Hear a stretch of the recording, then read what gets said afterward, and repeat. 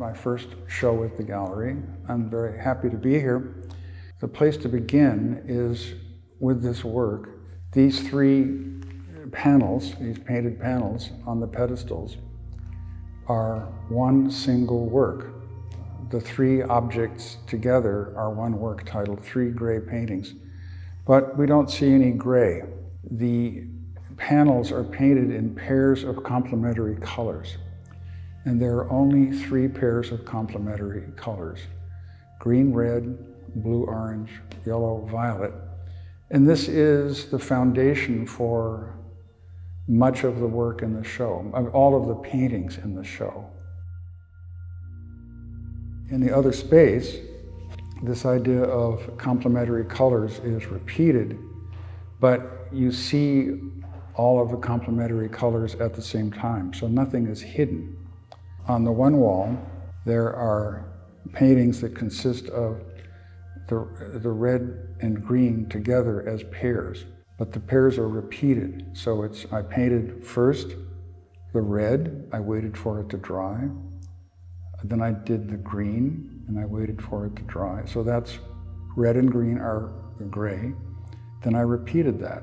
There's red, let it dry, then green, let it dry, then red, let it dry, and green, let it dry. So that's three complementary pairs, each one of which makes gray.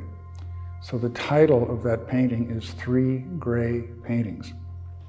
It's physically one object, but it's made in such a way that you are meant to visualize it as three gray paintings, one on top of the other. The title tells you that you are to construct this mental image of how the three different pairs of complementary colors together make gray. So it's three paintings at the same time, one on top of the other.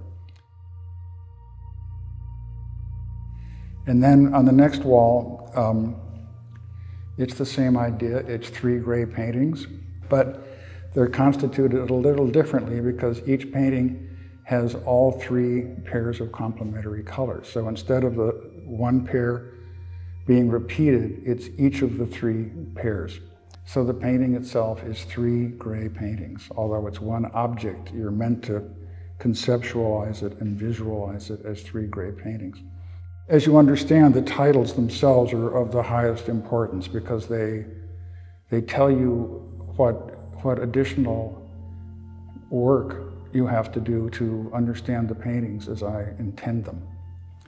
Yeah, the titles are not just descriptions of the finished paintings, they correspond to descriptions of how I made the paintings.